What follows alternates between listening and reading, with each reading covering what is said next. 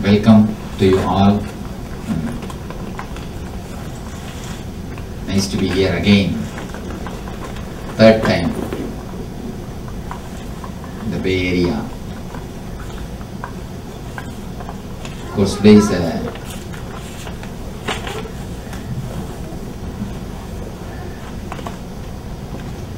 just we'll have a few minutes of question and answer. Anybody wants to ask any question, you are welcome. You can start. For the sake of new people, I can give a small introduction about me and my mission.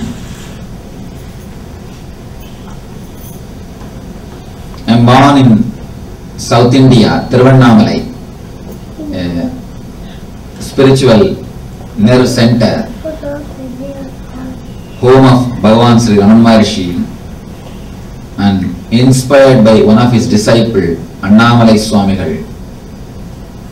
And I had my first spiritual experience when I was 12 and 17. I entered into the sannyas life,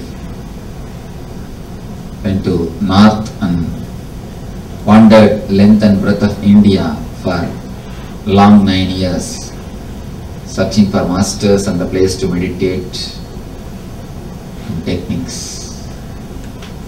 By divine grace, search ended in 2000 January by ultimate experience, what I call Nityananda state. Then in 2003, we inaugurated the meditation movement, Dhyana Peetham, in India, to spread the meditation and the individual transformation. Now it has got 300 centers in 15 countries and touched millions of people. 700 healers are spreading meditation and healing all over the world. And hundreds of meditation camps are conducted. Its nerve center is in Bangalore, Bidadi. Now I am here third time in Bay Area.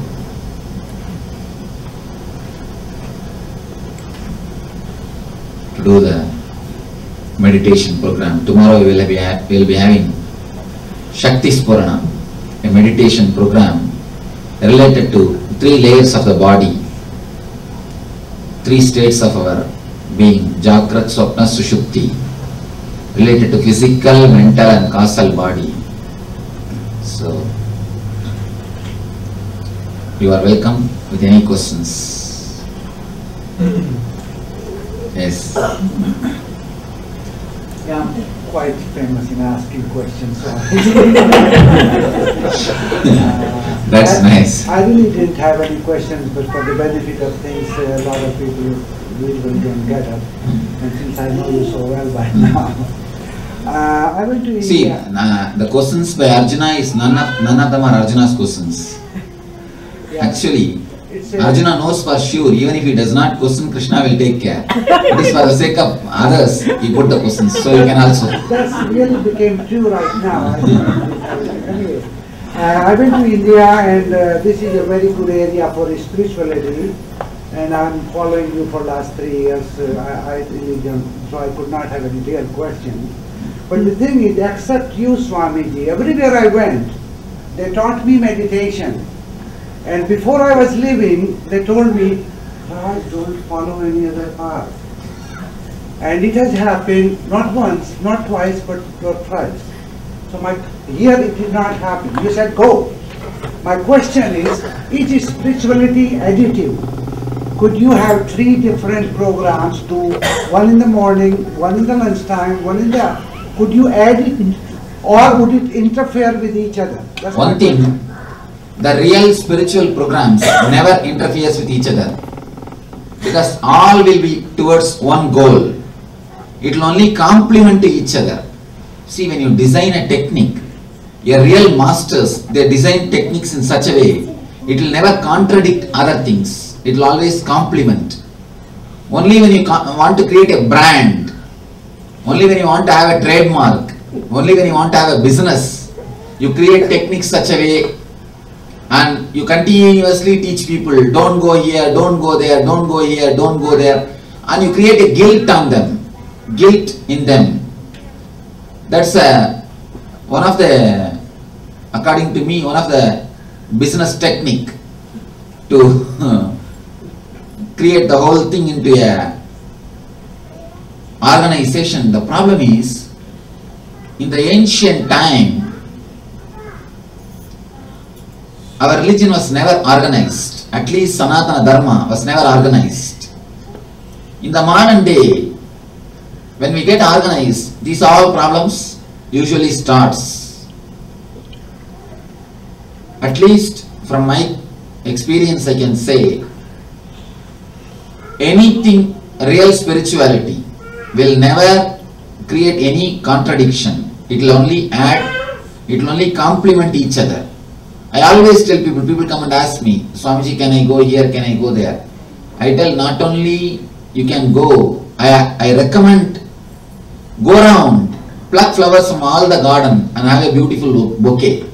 One more thing, the problem, why people say don't go there, they are not confident enough on their stuff. When you don't have enough confidence on the stuff which you are giving, naturally you say don't go to the other shop. It's not like a shop. It's more something to do with life. It is something to do with your flowering. So, according to me, everyone has to try at least some 5-6 tradition. Try 5-6 tradition. Then something will click which is necessary for you, which will suit your mind, attitude. Then go deep in the tradition. When you go deep in the tradition also, there is no need to exclude the other things. Whenever you find something which adds more joy and juice in your life, imbibe it. Surely that will only make you more rich. That will only make you more joyful, more happy. One more thing, Ramakrishna says beautifully. Ramakrishna was learning under Bhairavi Brahmani, a great tantric master. Ramakrishna, when he follows somebody, he will follow totally. But when one more Vedantic master, Totapuri, came into his life, Bhairavi said that don't go to him. Simply Ramakrishna refused. No, I will go. And not only he went, and the outcome, after he went to the Totapuri, he understood. Totapuri can add something more to him. See, every master can, every teaching, every master, every truth can add something more into your life. One more thing. Even if you take inspiration from 10 masters, even if you get 10 blows, your ego will not die. You think it can be killed by one master or one blow.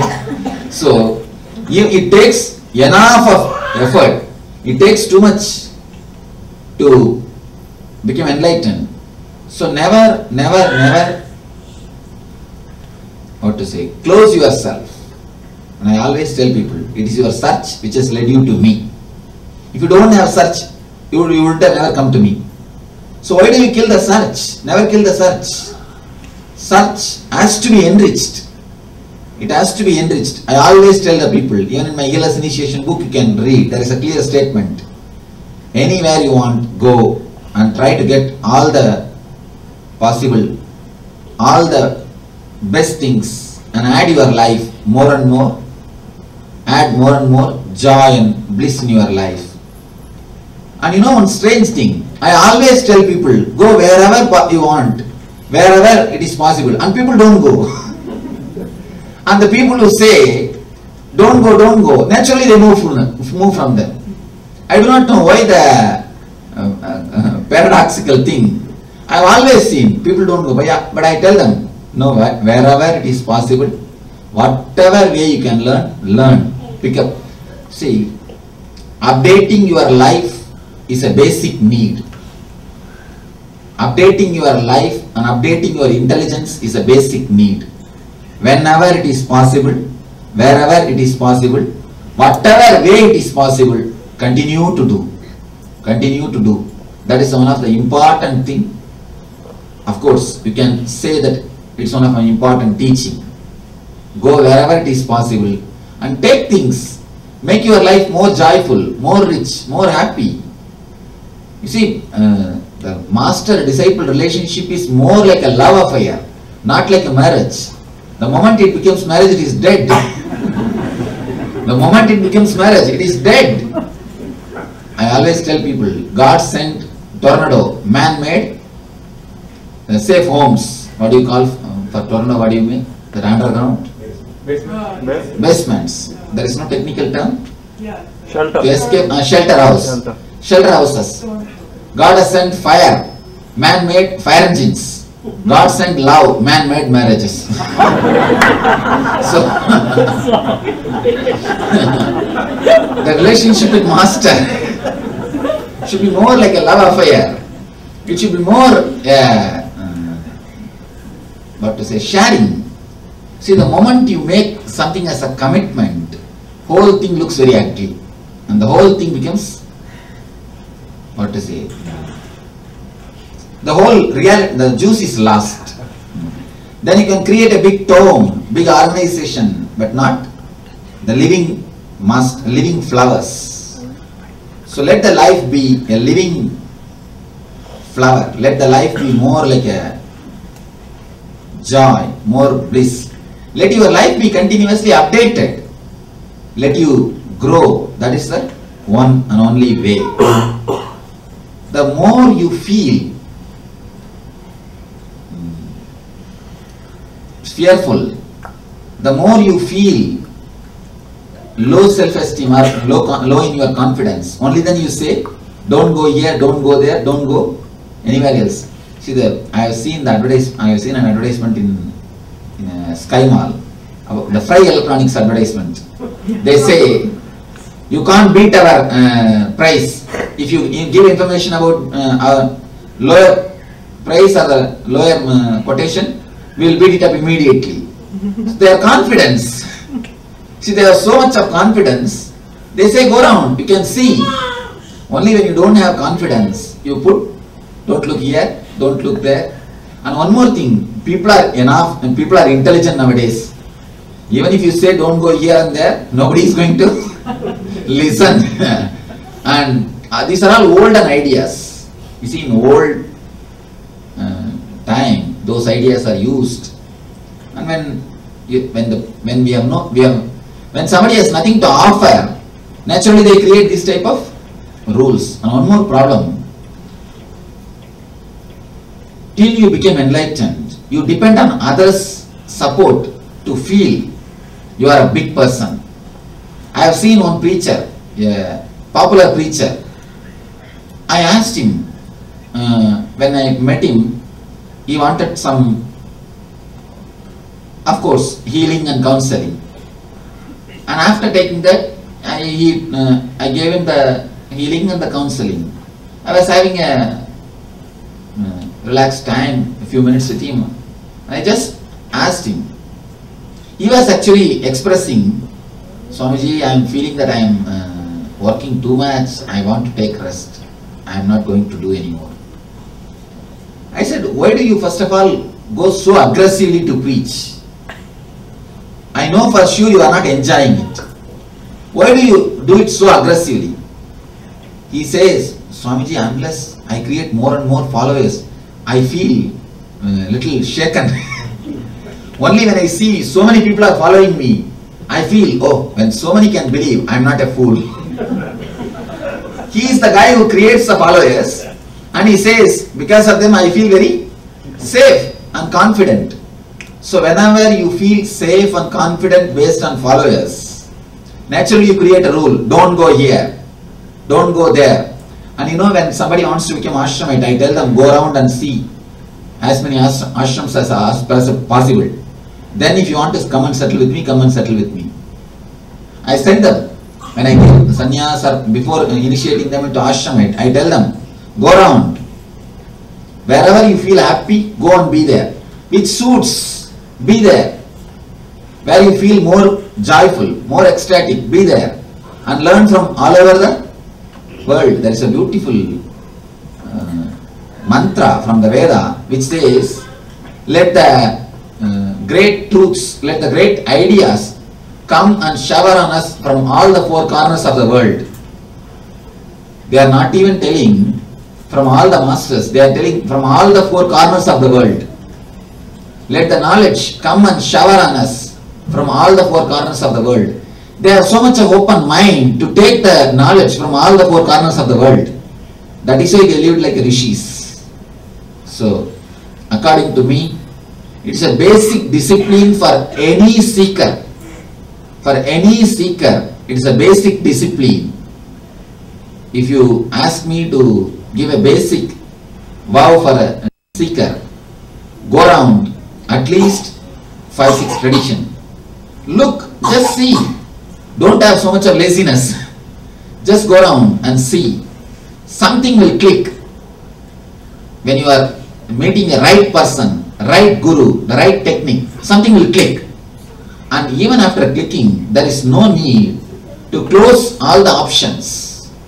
When you are continuing your sadhana, look little more deeply. You see, first thing you need to understand, freedom is the basic condition for growth in any field. In any field. Freedom is the basic condition for growth. In the East, people have been given spiritual freedom. You can create your own God. You can have your own customized version of God. You can cut here and there and paste and have your own God. No problem at all. You can have 20 hands or 18 hands or 9 hands. If you suddenly feel, I think too many, let me edit and have only 2 hands. Everything is okay. You can have your own, you have your own freedom for meditation, technique. You can follow anything. Your wife can follow somebody else and you can follow some other guru. There is no problem. You can meditate on some God, your wife can meditate on some other God. No problem. You have a total freedom. That is why in the East they achieved in the spiritual way. In the West you have social freedom. Every other day you can change your lifestyle. No problem. In the West you have a social freedom. That is why they achieved wonderful society. Understand? As a society wise, they achieved a lot. There, in the spiritual way, they achieved a lot. In whichever field you have freedom, you will achieve. So, give anything to keep your freedom, but never give your freedom to keep anything. That's the only thing. Even in the spiritual field, Vivekananda says, freedom is the basic condition for any growth. And the very basic search in the spiritual field is freedom, inner freedom. If you carry a guilt, oh, I should not go here, I should not go there, how will you grow at all? So never carry any guilt. You are not a horse with a, what do you call that? Blinders. Blinders. You are not a horse with blinders. Don't look here, don't look there. No. I think the masters themselves don't believe the disciples. That is the problem. The disciples believe the masters, but these masters don't believe the disciples. That is why they always say, don't go here, don't go there. When you really believe the disciple, when you trust the disciple, you know, if he is supposed to be helped by me, he will be helped by me. That's all. People ask me, Swamiji, should I accept you as a guru? I tell them, never do that. If I am supposed to be your guru, you will never even have that question. Simply your heart will fall in love with me. You will simply feel the simplicity and you will simply feel the joy. You will simply feel the beauty. I always insist, have the maximum possible doubt. When you really meet an enlightened person, simply you will fall. You can't do anything. All your logic, all your doubt, everything will simply fall. So, better to have doubt so that you will not fall in ordinary teachers. You will not fall for ordinary teachers. You will not be attracted to ordinary teachers. The more your doubt, you will find a right person. Because with doubt you become more matured. When you are matured, you see, a person who is 25 years old will never fall in love with a 3-year-old girl. No. When you are 25-year-old, you know your range. So doubt is the way to get matured. So the doubt will make you mature. Naturally, when you are matured, you will fall only in tune with your level. You will fall only in tune with the right master, with the right technique, with the right system. So according to me, doubt is the torch to enlightenment. Carry that. Continuously carry it. I always tell people, don't take me as your master just because you got healed by me. No. Healing is just a service like a doctor. Even if I don't want, my presence will heal. It is not that I heal by my will or by my thought. Even if you even if you don't like me, if you just sit in my presence, automatically healing will happen. So healing is not a scale to measure whether you should take me as a guru or not. No. If I am your guru, automatically, simply your heart will fall. All your doubts will disappear. Your whole being will simply fall in tune with me. That is the only one and only way to identify whether I am your master or not. And one more thing, I always tell this to the people. Never do anything by force. Never force yourself to accept me as a guru. Then you will torture me. You will eat my head. Actually, you will actually eat my head. Never force yourself to accept me as a master. It is not the way to be done. And people ask me, Swamiji, should I meditate upon you? Again I tell them, no. If you will be helped by meditating on me, you will not be able to forget. Automatically it will happen. It is not a thing to be done. Nothing should be done. I don't believe in anything which is to be done. Simply it has to happen. Create only such in you, that's all. You need to do only one thing. Create more and more thirst and such seeking in you. Automatically you will find the right pond, the pure water, whatever has to be done will simply happen. You need to do only one thing. Just create deep seeking, a deep search for the ultimate, or what we call reality, for the bliss, whatever you may think as an eternal thing. Have a deep search, have a deep seeking. You will see that everything falls in place. Thank you. Yes, question. Swamiji, could you tell me a little more elaborate on the difference between the causal and the subtle body? Subtle body is the body with which you dream. Physical body is the body which you are having now, made of flesh and bones. Subtle body is the body with which you dream. You are sleeping in San Jose, but suddenly you dream as if you have gone to India. Unless you have a body, you can't move, you can't do any work. If you are seeing something, enjoying something, you are having a body. So in the dream, with which body you are enjoying, that body is called subtle body. Causal body is a deep sleep state. It is not even a body. Just to understand, you give the same name body. It's a causal layer. It cannot be called as body, causal layer. That is the mental setup or the seed of the whole mind.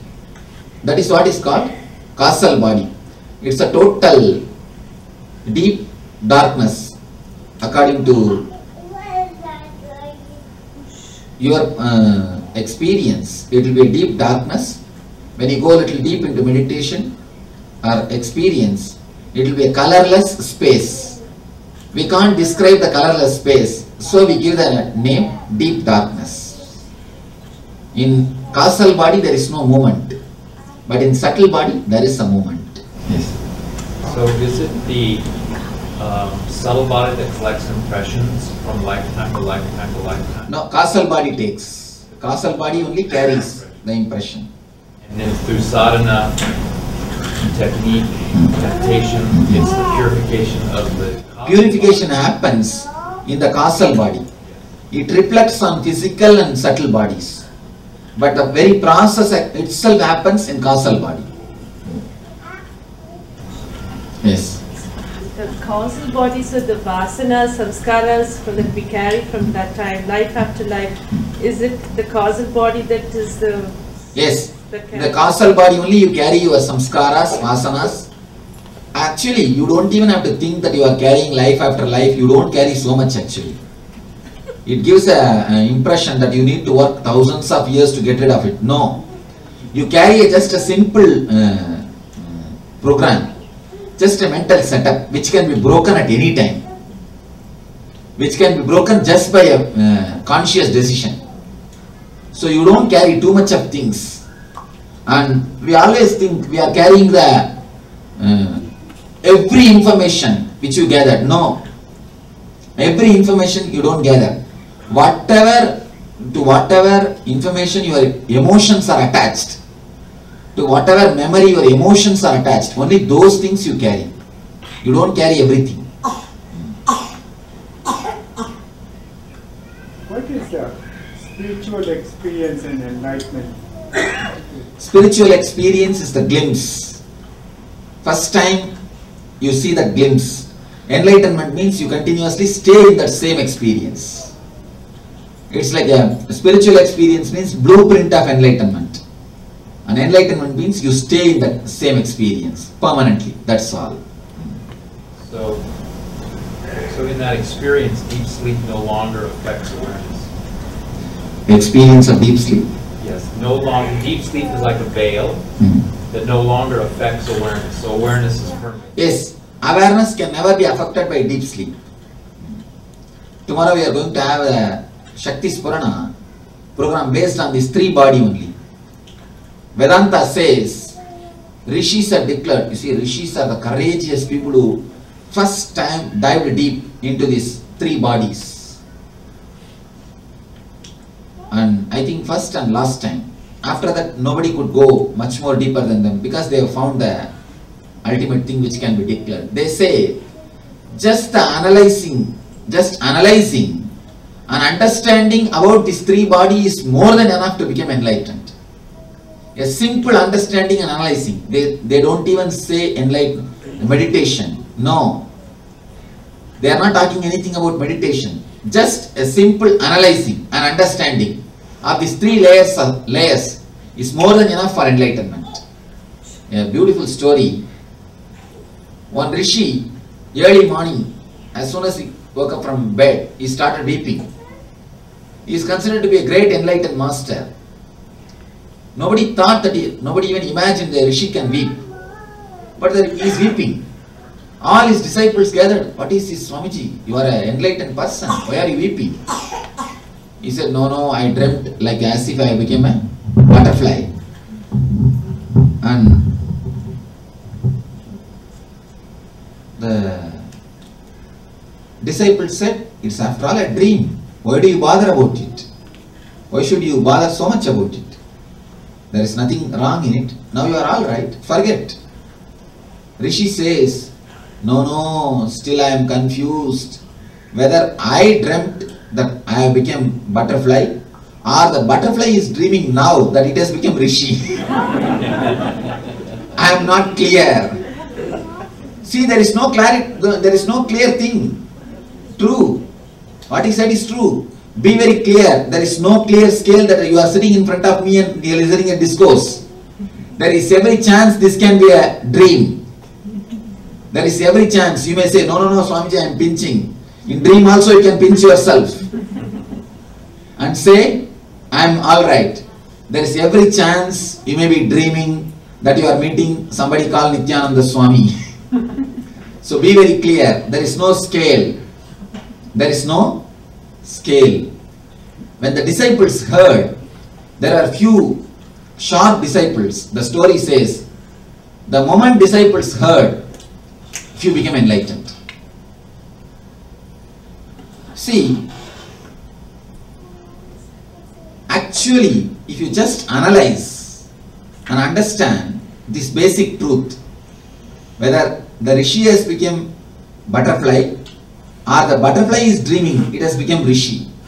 You will understand you are neither rishi nor butterfly, you are something beyond.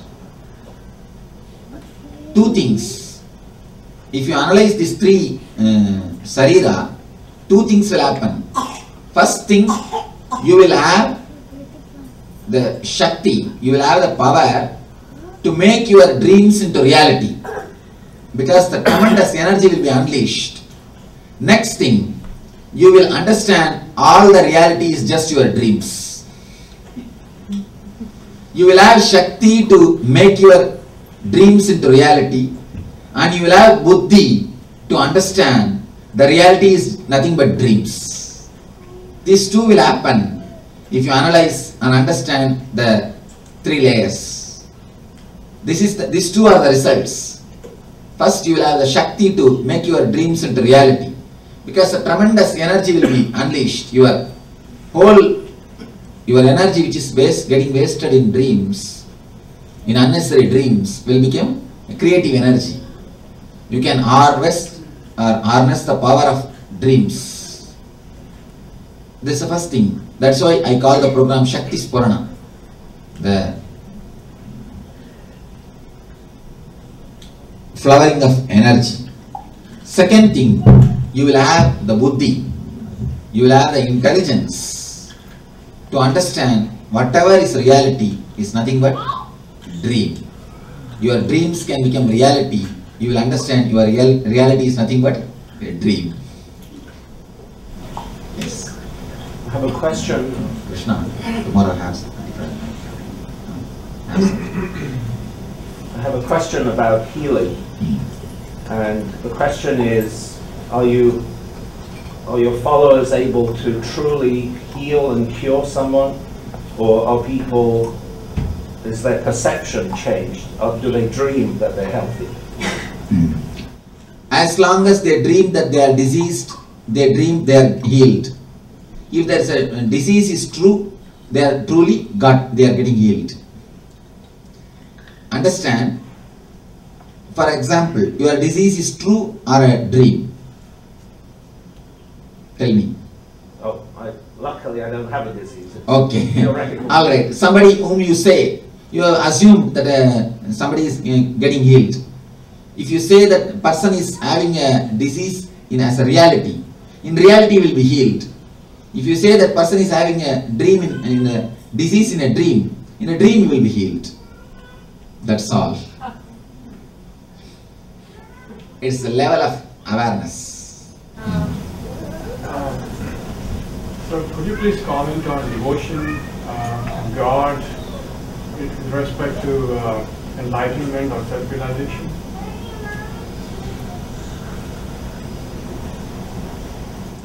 Devotion to one form of the God or to one name of the God naturally leads your whole being to be centered on that one form.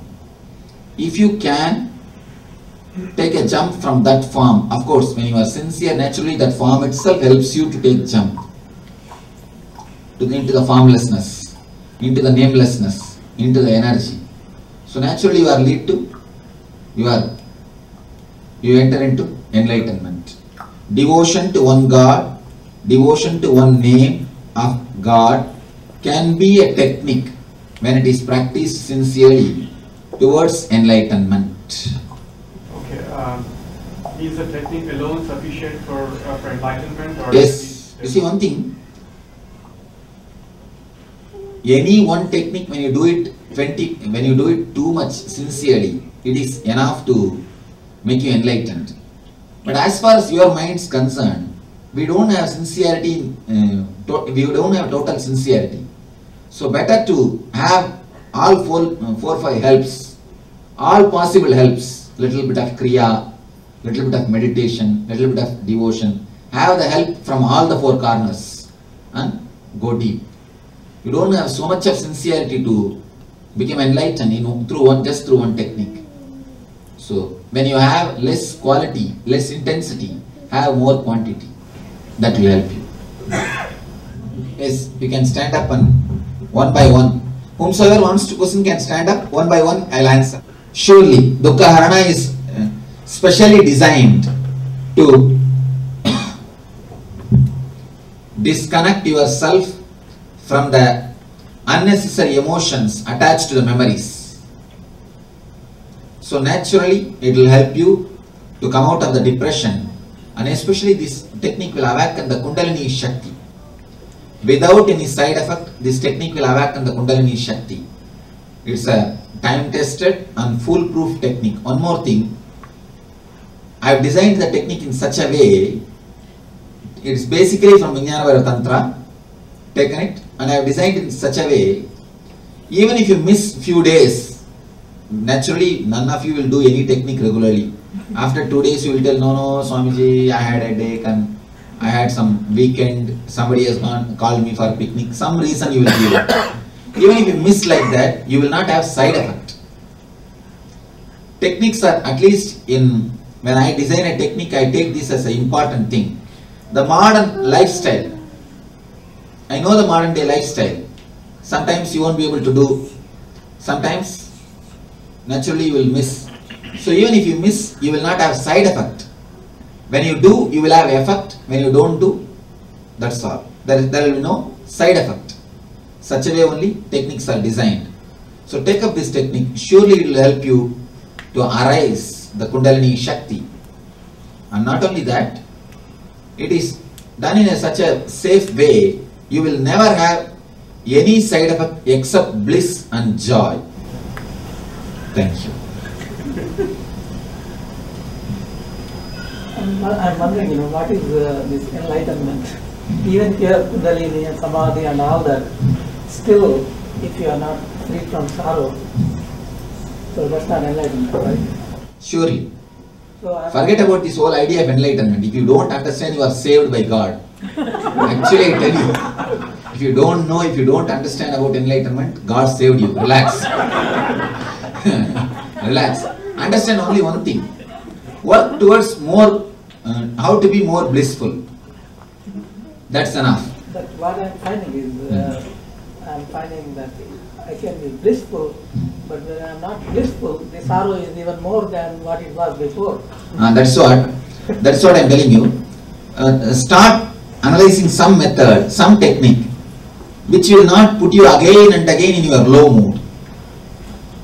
Again and again in your low energy. That is, if you find that technique, that is more than enough. That is what I call search. One more thing. Let me give you a simple practical technique. Whenever you fall in low mood, don't resist the low mood. Stop resisting the low mood. Just go deep with it. Lock your door. Don't try to go out. Don't try to escape from yourself. Don't see TV. Don't go to beach. Don't take up the old newspaper again and again reading the same lines.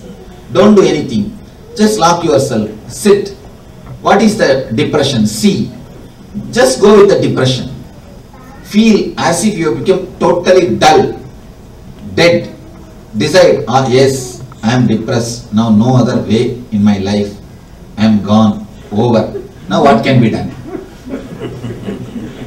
Encourage the depression. You see, when you start supporting the depression, instead of resisting, you will see even depression cannot depress you. There will be a moment, your mind will get frightened. Your mind can be alive as long as you fight with it. It's like a Vali. There's a beautiful character in Ramayana, Vali. If you stand against him, half of your power will go to him. The moment you fight with your depression, you give half of your energy to depression. Don't do that. Just play the insider role. Start telling the depression, all right, now what can be done? Tell me. Now what can be done? Yes, I am depressed. I am in trouble. I am in conflict. I am in confusion. Nothing can be done. Just if you go, accept, in few minutes you will come out as a new person. Even depression cannot depress you. No, that's true. Even worry cannot worry you. But it keeps coming again and again. That is what, No, you see, that- when you say keeps coming again and again, you mean you want to overcome it. Don't try to overcome. As long as you have the desire to overcome, you will create depression. Don't even have the desire to overcome. Don't even have the will to overcome. Drop even the will to overcome. Drop even the greed for the bliss. Just go with it. Then you will see it is just your attitude, your fight with your mind creates the depression. Stop fighting, you will see that there will be no depression. Simply there will be no depression. Fighting is the main important factor which continuously keeps the depression alive. Go with it. Just find yourself totally drowned into the depression. Feel, yes, what can be done? Yes, what can be done? Go with it. Now nothing can be done. Whatever happens, let it happen. Go with it. In few minutes you will come out. Just in few minutes you will come out. As a new person. But don't even expect when I will come out. Don't expect that when I will come out. Again you will start creating the trouble. Just go with it. Relax. Stop fighting. You will see. Automatically you come out as a new, different person. Thank you. And you said that those who, forgive me if I'm paraphrasing wrong what you said, what I heard was those who have reached your stage, it's a dream, this is a dream. It's like, it's not real, it's illusion. It's like this projector screen. And the thoughts are like the films, and the screen is different. So when you were saying that, I thought if many people, instead of, if I just wanted to be greedy for my own enlightenment, or I would actually want the joy so that the world would become a garden rather than this fight, all these horrible things happening in our world. So my thought was, unless you became enlightened, you can't help anybody. Unless you became enlightened, you can't help anybody. Till you are, I say, unless you have the joy, how can you give it to others? If you have headache, naturally you can give only headache to others. If you have joy, then you can give joy to others. So first, understand to work, become enlightened. Automatically you will see your very existence on the planet Earth will be a blessing for the planet Earth. There is a beautiful idea. It is not even idea, truth. I can say it's a truth. There are few truths yet to become fact. They are not yet become fact by researchers, but they are truths. Let you first understand the difference between fact and the truth. Before the Newton, do you think apples are all flying? No. Before Newton also, apples are only falling. Gravitation was there. But Newton has made that as a theory. He has made it into facts and figures. Before Newton, gravitation theory was a truth. After Newton, it has become a fact. There are so many truths yet to become fact. This is one of the truth. In Bhagavata, disciple questions the Vyasa. Why after the Kali Yuga Iron Age, God is allowing the planet Earth to exist? Why not destroy it? Vyasa says, no, enlightened people are going to walk on the planet Earth. Enlightened people will be appearing in the planet Earth. For their sake, planet Earth will be alive. Because of them, for them, planet Earth will be alive. It is, if you become enlightened, your very presence will be a blessing for the planet Earth. Your simple presence will be a blessing for planet Earth. One more thing. In Raipur, they did a research. A group of meditators, they gathered, and in the center of the city, they started the meditation. For 30 days, group meditation. They did not do any preaching. Just they started doing 30 days group meditation. Just in 30 days, there is a clear record. 70% of the city crime rate has come down. When they saw this, they started doing in other cities. 11 cities they conducted. In all 11 cities, minimum 60% of the crime rate has come down. The collective negativity gets nullified just by meditation. So when just by ordinary meditators, meditation can do so much means. The presence of a master is equivalent to thousands and thousands of people meditating. So just the presence nullifies the collective negativity. You can save the planet Earth by you becoming enlightened. That is the biggest help you can do. Never revolution, only evolution. Because enough of revolutions have happened. In last 3000 years, 5000 revolutions have happened on the planet Earth. We have done nothing but revolution. The guy who does revolution, the moment he gets the power, he becomes one more tradition. And the other guy starts revolution. All revolutions are nothing but just power hunger.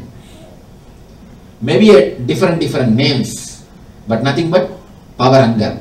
Even in the name of spirituality, when you start the revolution, it's not going to work. All revolution is just power hunger. In the name of spirituality also, it will be just power hunger. So no revolution, only evolution. Evolve, come up, only that is going to help. Never revolution. Yes.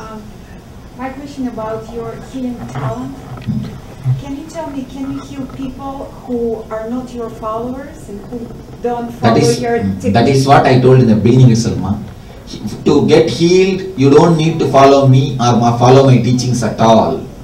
So you just touch that person and he will become... Of course. That is what we are doing. In India, it's like thousands and thousands of people come in mass. Two things. When you just get healed, you have the effect of healing. When you take up the meditation, you break the mental setup of creating the diseases again and again. That's all. Can you tell me, from your experience, have you ever treated people with Parkinson or Alzheimer's? Of course, there are many. Really? There are many. Okay. If you want to know more about, there are so many people who got healed or experienced. You can see their experiences in our website. And people ask me, Swamiji, can you heal this disease, that disease? According to me, there is no disease. Only one thing, low energy, high energy, that's all. People ask me, Swamiji, can you heal this disease? I tell them, I don't know the names. Don't ask me the names. Because only medical terms. What do I know the medical terms? I don't need the medical terms. If you have the name or if you don't have the name for the disease also, come. Let us work. Because according to me, only two things, energy and no energy. That's all. So energy, there is no need for the energy to know the medical term for the disease. Yes. Swami, for a very short time, so I got to ask that question. I may not get a chance again.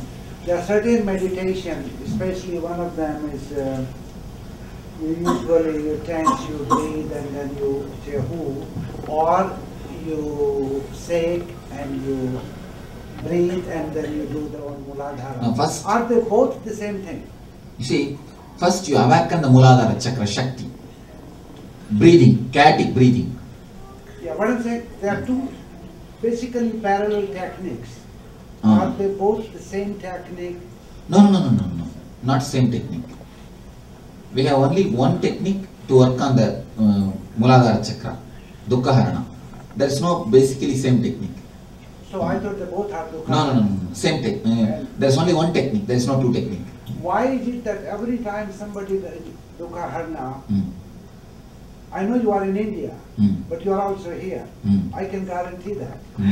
The question is, I know it, but do you know it you are here? This is a wonderful question. Now let me explain.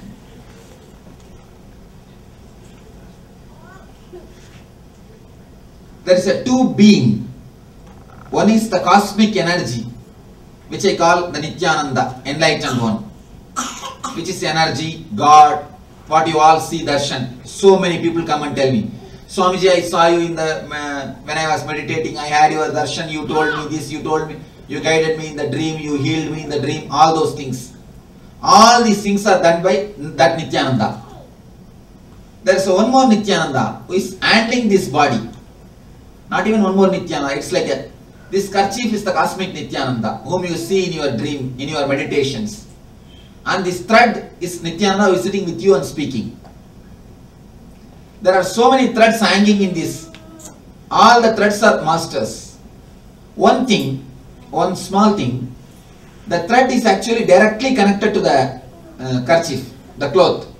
So it can download the information. When you had the darshan, what I spoke to you, all those things simply I can download and tell you now. That can be done. But giving darshan is your sincerity. That pulls. Understand? This is a cosmic Nityananda, which covers the whole existence or universe or whatever you call, which runs the whole world, whole universe. That's what is enlightenment. That's what is energy. The man who is sitting and speaking in front of you is a one thread hanging in the kerchief. So actually, normally, I can't bring that whole information, whole memory into this body. The body cannot stand. So much of force, energy cannot be brought into this body. Body will not stand. But whenever it is necessary, when you had the vision, what was the talk or what was the information, what was the communication happened, what is the communion happened, that can be simply downloaded in this body and this can be brought and given to you. At a future time also? Yes. Are you able to understand? Oh yes, I do. So when you get the darshan, I will also be aware, but generally I don't bring the whole memory. Whenever it is necessary, just I bring the memory and share it. Otherwise, with so much of memory, with so much of energy, you will not be able to handle the body.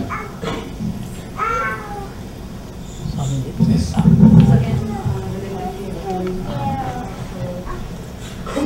how is it that you are able to heal? Please be seated.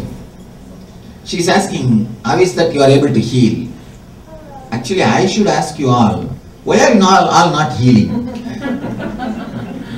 Because it is such a basic nature for the man to radiate the energy, and it is strange for me.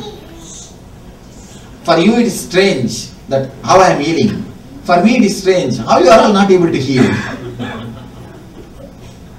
So now we will have to come to a clear understanding, which is the basic nature.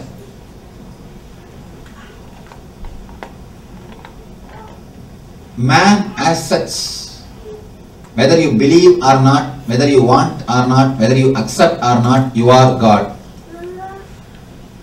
You have only one choice, whether you can realize and enjoy, or you don't have to realize and suffer. You have choice only in these two levels. Whether you want to experience and enjoy, express, or you don't want to experience and express. Only in that level you have choice. But whether you are being God or not, you have no choice. It is already the case. Whether you believe or not, whether you accept or not, whether you want it or not, you are God. Whether you swim along with the current or against the current, you are in the water. You can't do anything. Understand this small story, beautiful story, Zen story. One fish was feeling really thirsty. It went to the father. Father, I am feeling thirsty. It's a strange kind of feeling. I don't know what to do. Father fish himself is hearing first time the word thirst. Feeling thirsty means what? No, I am feeling thirsty. Just now one of my friend came from the other village. He told me that you can feel thirsty. Somehow he learnt the word being thirsty. And he started uttering the word. The father said, I do not know how to quench your thirst. But there is a fish in our village, very old and intelligent. You can go and ask. That fish may help you. The fish went to the center of the village where the old fish is there. He asked, please help me. I am very thirsty. Somehow quench my thirst. That fish said, oh, it is too much. I also never heard the word being thirst. But I know there is an enlightened master fish. You can go there and he may be able to help you. Because it's always believed the enlightened people knows everything. And then the directions was given to the young seeker fish. Go straight for 200 kilometers. take left, then take right. There will be a big hillock inside a cave. The enlightened fish will be sitting, and you can see so many disciple fishes. And if you go and ask that fish, he may help you. Maybe enlightened fish Ananda or something. You can give a name. And the seeker fish started his journey sincerely, traveling, but without giving up. He traveled, finally reached the place where the enlightened fish is staying, and he saw in a beautiful cave enlightened fish sitting in a Padmasanam and all other disciple fishes listening the discourses. The new seeker fish entered inside and asked, "Master, I am feeling thirsty. Can you quench my thirst?" Enlightened fish gave simply a blow to the seeker fish. Seeker fish opened the mouth, water entered inside, and thirst got quenched. Simply the water entered inside, thirst got quenched. You see, it is just, whether you believe or not, fish is in the sea. But you need an enlightened master to give a blow. Now I tell you, slap your faces by yourself. Why do you want me to do? Why do you want somebody else to do? Just slap and get up. Understand? See, as long as you have a mental setup, you can't radiate the energy. You ask me, how do you heal?